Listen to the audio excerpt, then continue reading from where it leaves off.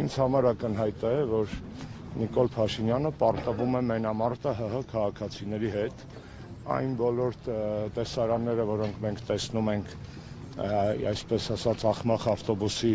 շրջանառության ժամանակ, վկայում են մեկ բանի մասին, որ այն ինչ որ սարքած չի, վատ է Նիկոլի համար, իսկ սարքած չի լիքը բան եւ չեն կարող ամեն ինչ սարքեն, եթե իմի բերեմ մենամարտը ՀՀ քաղաքացու հետ Նիկոլը պարտվում է, սա չի նշանակում, որ նա պարտվել է ընտրությունների անպայման եւ մեր առաջարկը քաղաքական ուժի մեջ է, որ առանց փողոցային պայքարի, իմպիչմենտի առիթով նախաձեռնված փողոցային ճնշման, ի դեպ նախ ընտրական եւ հետընտրական փուլերում որևէ հանգստության, ընդդիմության ընդհանուր հաղթանակի հետ կապված որևէ ինքնահանգստության փորձ ես կհամարեմ հանցավորություն, նաիվություն եւ նաիվության հանցավորության աստիճանի միամտություն։ Ի տարբերություն 21-ի պետք է մի բան խոստովանել, որ ճիշտ իքսենք,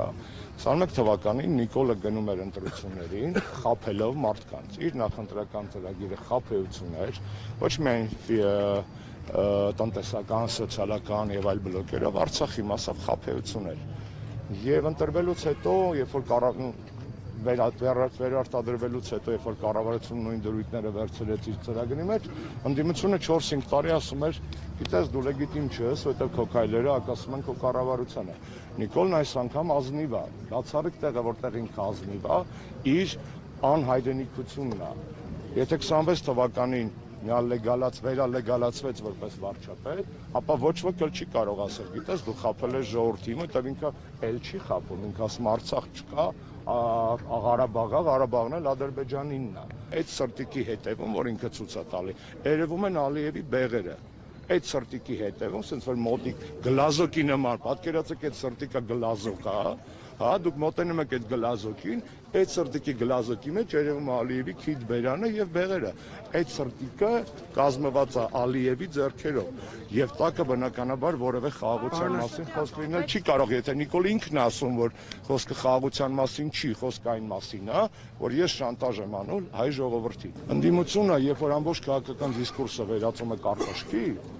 այդտեղ ինքը կրած է Նիկոլը, որովհետեւ կարտոշկի մեջ ինքը մասնագետ է։ Բայց երբ որ ընդդիմությունը օրինակ քաղաքական խոսույթի մաս դարձնի, 15 օրվա բան եմ, օրակարգ եմ ձեզ ասում, հրապարակվել է 4 միջազգային զեկույց, որով Հայաստանում ժողովրդավարության վիճակը իր բոլոր բաղադրիչներով կամ հետընթաց է, կամ ճահճացում է։ Դրա օրակարգի մաս բացի մեզանից, որ մենք դրանից խոսում ենք, լսել եք ինչ որ մեկը ասի։